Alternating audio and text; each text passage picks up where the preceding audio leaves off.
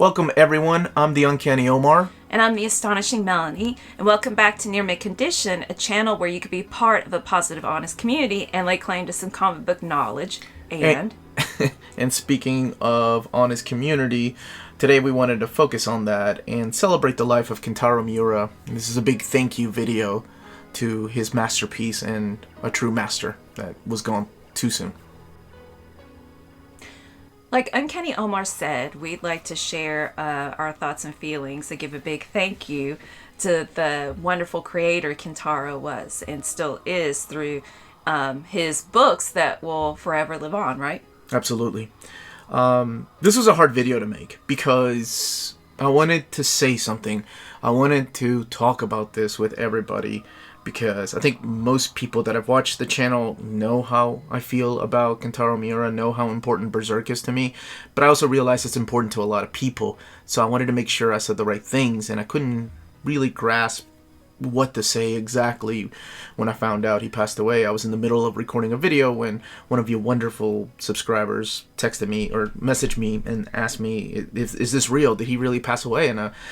And I didn't want to believe it because this had been rumored before that he had passed away, and I started looking, and when the publisher made the announcement that he had passed away on May 6th, and you know, they honoring the family's wishes to make sure that nobody knew about it until now, I think it really hit me, and it bothered me because this was in the middle of the night. I told Melanie. Yeah, you woke me up. Woke her up, and I told her about it. I never fully woke up. And, you know, she said, "Are you okay?" And I said, "I don't think so." So I went to grab a glass out of the cabinet, and I drank some bourbon, and I listened to Guts' theme. I didn't know that. There's an hour loop on YouTube where somebody has put the theme. It's the most beautiful, heartbreaking theme you could hear, but it's so perfect. And I just didn't do anything. I sat there, didn't read. I just listened, and I drank a little bit. Berserk has been a part of my life for 23 years. It's something that my friend Mike and I watched when we bought a bootleg copy of the whole series from a convention, and we watched it all the way back in 1998. So, what, did you just pick it up because it looked interesting? Yeah. It's a guy with a giant sword. Yeah. Of course. It's a guy with a giant sword. Did you know anything about it? I knew nothing about it. Solely on, like, hey, that looks cool. Nothing about it. It wasn't available in America yet. It was just a guy with a giant sword on the cover, and I was like, sold. I bought all 25 episodes. We binged watched it. I had to go to work the next day, and we were by the end of episode 25, and we're not going to be talking about spoilers. We're just going to be talking about what the books mean to us. So thanks for the heads up. Bear that in mind, please. When you get to episode 25, for anybody that has watched the 1997 series, you know exactly where it leaves off in one of the greatest cliffhangers ever. So I wanted more. So much so that the first thing I bought on eBay was a book, like an art book of the anime, and it didn't really give me much more other than new pictures. I bought the Dreamcast game, which was not translated well, and I just knew a little bit of what was going on because they had jumped some years, and let's just say the characters were not the same. You're probably like, what is going on? But it stuck with me forever, and then when I was writing articles for a magazine, one of the first books I reviewed was Berserk. When Dark Horse, Studio Proteus at the time, brought it over to America. Or no, it was DMP, I'm sorry. DMP brought it over to America, translated it, and Dark Horse sent me an advance copy. And I knew back then the importance of making sure that every word I wrote was important, to make sure that everyone's hooked on this book, or everybody goes and buys this book, for a very selfish reason, and that's I want everybody to experience this. I want this book to continue. Not selfish. Well, I want the book to continue for yourself, for myself, to be published in it, because there was a small part of me that was like, there's no way this book is going to sell. It's too violent, and we'll get to talk about that here in a minute. So fast forward some years, when I did the channel, I had 10,000 subscribers. The lady that was the head of PR at Dark Horse called me and said, "Hey, is this the same Omar that used to do manga reviews on?" I can't remember the name of the magazine, but anyway. Beckett Anime. Was it Beckett Anime? Okay. She called me and I said yes, and she said, "Hey, do you still do reviews? I saw that you have a YouTube channel, but do you do manga reviews?" And I was like, "Absolutely." She said, "How do you feel about reviewing an advanced copy of Berserk #1, the deluxe?" And I was like, "Yes, please, yes. Oh my God, yes." Now, since then, we've had movies. We had the trilogy of movies, which were phenomenal, and a lot of people were trying to getting into it. That's how I got into it. I didn't read it first. I watched the movies. And I think it's a perfect way to get into it. So, I mean, that's how I watched the 97 series. So when they sent me this, it was about a month and a half, 2 months before the book came out to everybody. And I remember the amount of pressure that was on me, that I was like, I have to make sure this book sells. I have to make this overview perfect, but also not give away what Berserk really is. And how do you do that? How do you talk about the beauty of Berserk without getting into the spoilers territory? So I showed the artwork, and so many of you, that is my #1 viewed video on the channel, and so many of you subscribed to me because of this. And so many of you reached out to me asking me questions about it, and almost building a community just on Berserk. I still talk to several of you that your first video of mine was the Berserk Deluxe Edition. And I remember when I did an overview of Volume 2, Kate emailed me from Dark Horse, and she said, "I think we're going to keep these evergreen. They're selling too well, and by the time your video comes out, like, the biggest online retailers have already pre-ordered enough." And so I did a small part in that, and now we have these books will always be an evergreen. Like, they made that decision. An evergreen means they will always be in print. And it makes me so happy to see the books right now selling so well that they made it into the top, 2 of them made it into the top 5 Amazon bestsellers. Not manga, not books, just bestsellers in general. And that made me happy. So my wonderful wife, I started watching the movies because it's Berserk. Of course I'm going to watch it. I'm going to play the PS4 game. I'm going to, whatever Berserk I can get, I'll take. And she got into it through those movies. And yeah, what did you think of the story before the big third movie? And like I said, no spoilers, but what did you think of the story before that? Well, we were talking about earlier today, like, Golden Age arc is our favorite. Yeah. And so obviously I really enjoyed it, though I went and read the manga. And it's kind of funny that that's the case because the rest of the story is not like it. And I love it just the same. How about it's that because it's the start, it's the heart of everything that happens afterwards. Mm-hmm. That's why it's my favorite. And I'm kind of quirky, at least you think so, for doing this. I picked up where the movies left off. That's okay. And I read after the Golden Age. No, I was like, you gotta start from the beginning. I'm like, I don't want to, I just watched it. Then I went back after reading it and started from the beginning and read through again. Because of the manga, it starts more in the present, then goes backwards to the Golden Age story arc. Mm-hmm. And then it flips back to the present. I remember, like, this sounds silly, but genuinely a prayer popped into my head while watching the end of the third movie because it scared me so much. Like, and it's not specific, not like praying for characters or whatnot, just like, this is evil.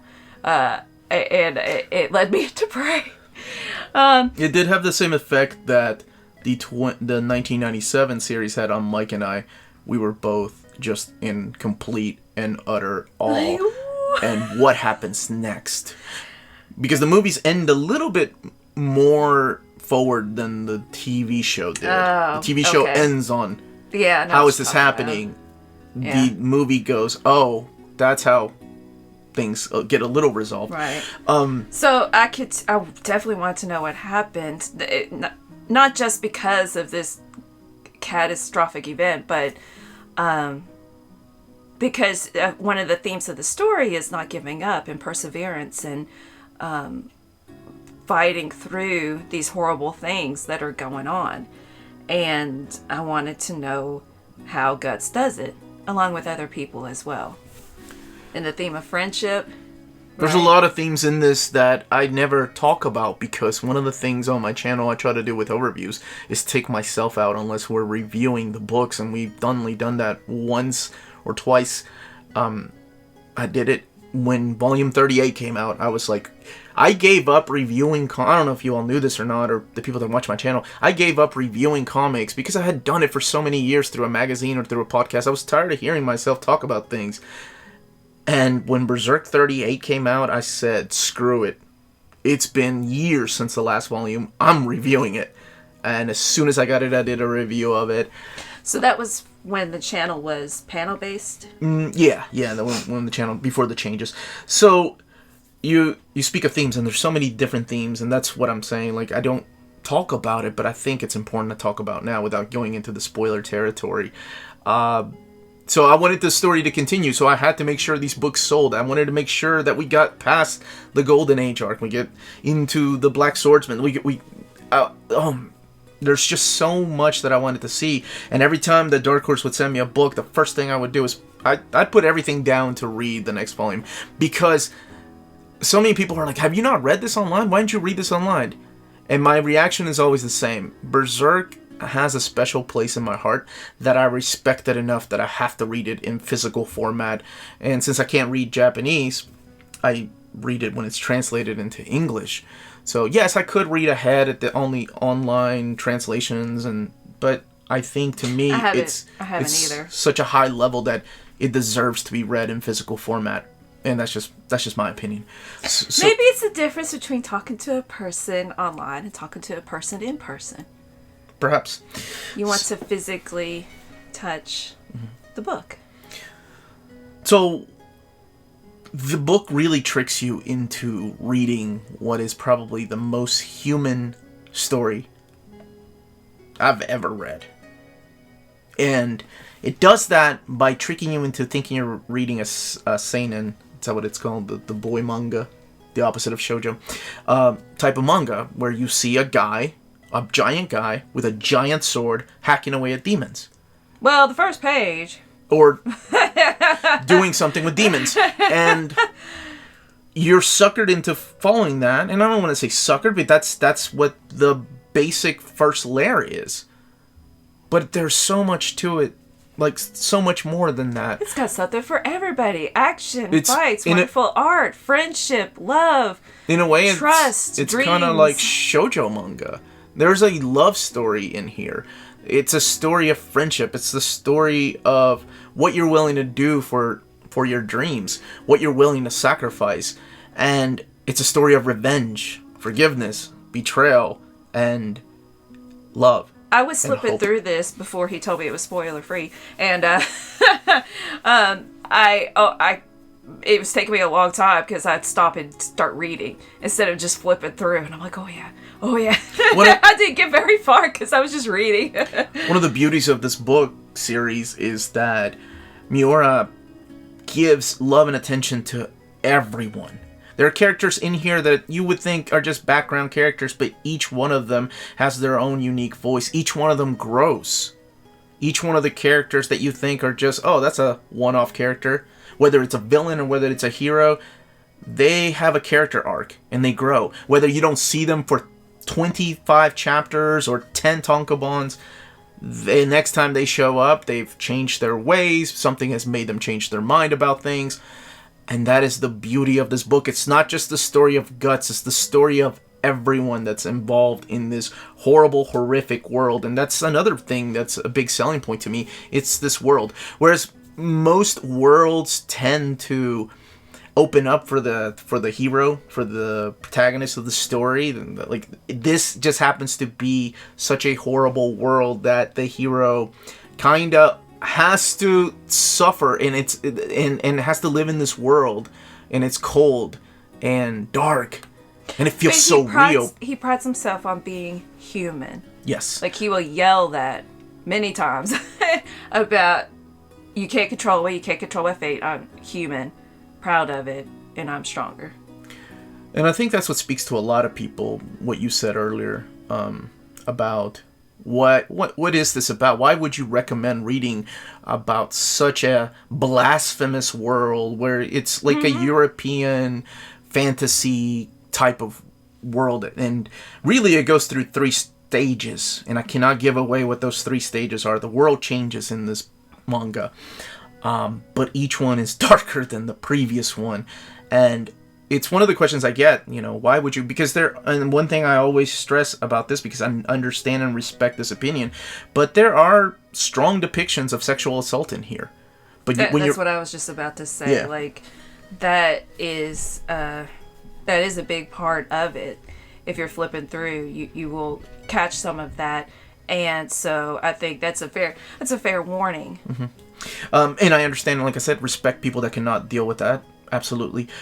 But it's not just that when you're dealing. That's how horrible this world is. That's how bad it is. That's something that. Never mind. Spoilers. Okay, thank you. Thank you. Good save. But it's the character of Guts and what he represents. He has lived his entire life and has seen the evils of the world, not just from the demon realm, but the evils of humanity. He has seen the worst of the worst. The worst things that you can, right? The worst thing that you can imagine happening to a human being has happened to Guts. Yet he picks himself up and keeps moving. So, what makes me want to cry right now is thinking of Kentaro being alone. I didn't know this until he passed away, and I wish I had known it ahead of time.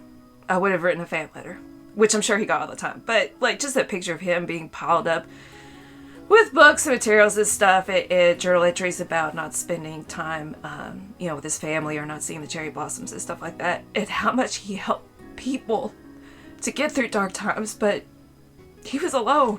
Like, that's not cool. Like, I want him to have, like, a community to support him, too, right? Like he was doing for all these people. So, I don't know. I hope that happened at some point. I'd like to think that he now understands or knows how much he was loved. Yeah, I hope he does. And what this series has done for people.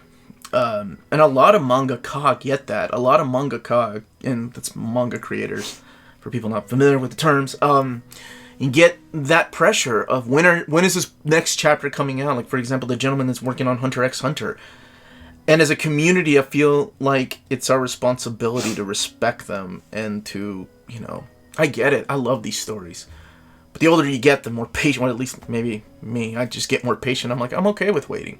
I waited 4 years on Berserk, and I'm okay with respecting, somebody's health and them taking off for a little while, or them focusing on another manga that they wanted to do.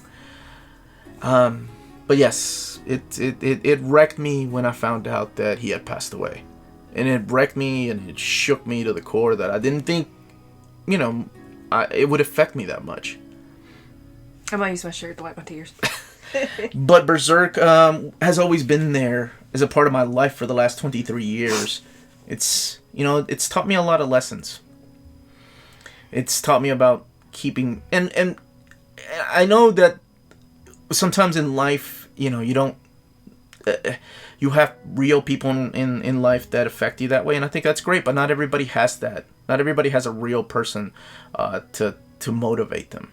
I think sometimes we rely on movies or books or comics or manga to have someone to admire, to have someone to look up to have someone to live up to. And I think for a lot of people, that was Guts.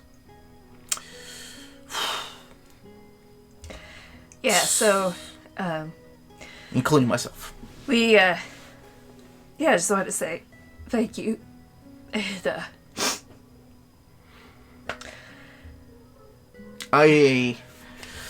there's a lot I want to say, and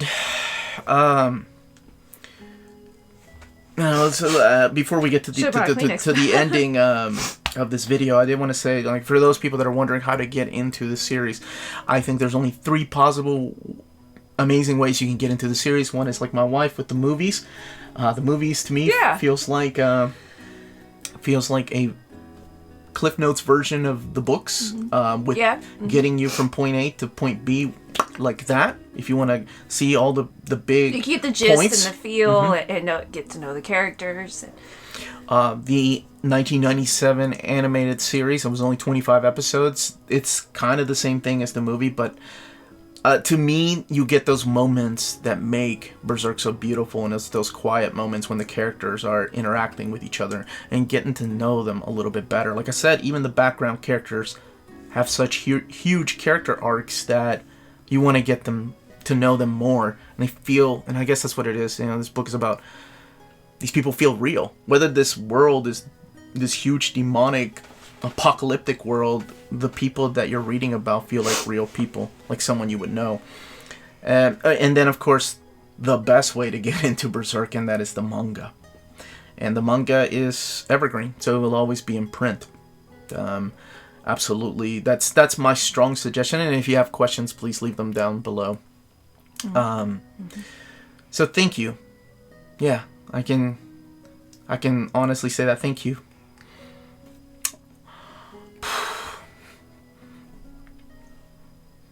Because I feel like without this goddamn book series, a lot of people wouldn't be watching my channel.